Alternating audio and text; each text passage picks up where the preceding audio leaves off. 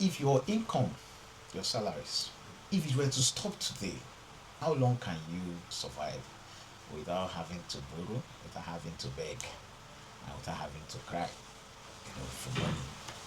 On today's episode of Conversations with Dr. Aldo, I want to talk about emergency fund.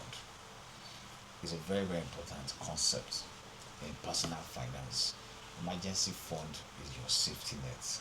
So is that money you put aside, in case something happens? Things like an urgent need to repair your vehicle, an urgent need to spend money in the hospital, especially in a situation where you don't have a hospital insurance, all right?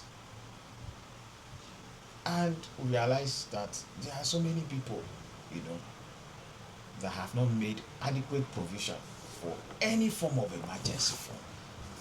So, which means wherever there is need for money, whenever something comes up, you have to start scrolling through your phone to find the next person to call. And people have also stories ready to give you. As you are telling them your story, they are also telling you, giving you more reasons why they are unable to help. All right. You want to avoid this situation. All right. You want to be out of this position permanently. And the solution is emergency fund. Okay. Most times when you have nobody to call, then you are pushed to go to borrow money. And that's not funny because you bring yourself to a situation where you have to, lend money at a very high interest rate. The loan sharks are not going to pity you. No. You are paying 10% every month. That's in a year about 120% for something you could have avoided. All right. The statistics have shown that, I think a World Bank report of 2022 that over 90% of adults in Nigeria don't have any form of emergency fund. And when I was thinking that it's only Nigeria, and I saw that 45% of adult male in America, they don't have up to $400 in emergency fund, which is about 600,000 naira. So it's a universal problem. It's a human problem.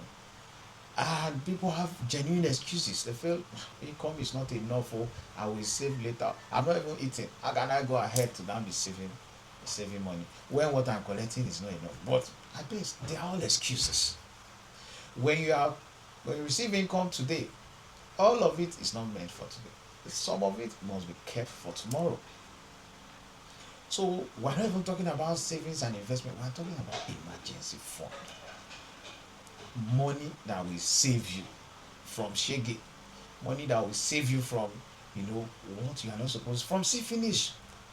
Things that people will tell you that, you start thinking about your life. Like, how did I get to this point?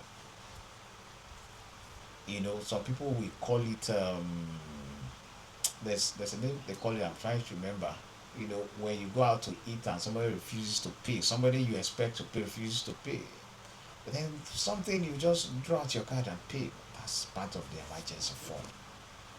All right. Even the Bible went ahead to say in Proverbs 21, verse 20 or so, that a prudent person foresees evil and make plans for it, or he foresees dangers and escape. So that is someone that thinks about emergency. He's a wise person. He foresees trouble come, makes plans on how to deal with it. All right. Looking back at Nigerian statistics, I heard Professor Taiwo Idele say recently that there's a Nigerian statistics by NDIC that about 98% of Nigerians do not have 500,000 in their bank account.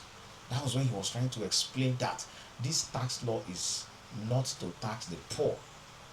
All right, but 98% of Nigerians don't have 500,000 in their bank account. I don't know. Let's check and let's meet in the comment section. Are you among those who do not have this money, who do not have any form of emergency fund?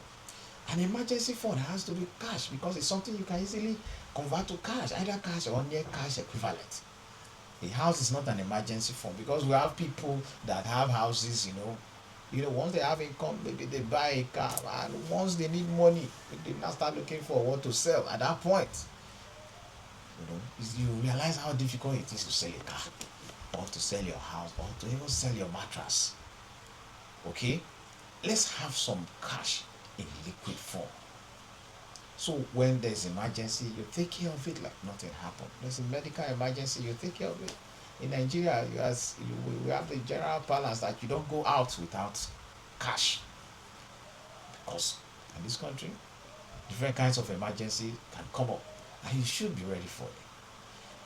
If you're an adult male, and by adult male I mean you are 18 years and above, you should think about what we have discussed today.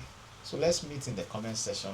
Have you experienced any form of emergencies, and what were people's responses to you? And how did you get yourself out of that hole without, having funds saved up somewhere?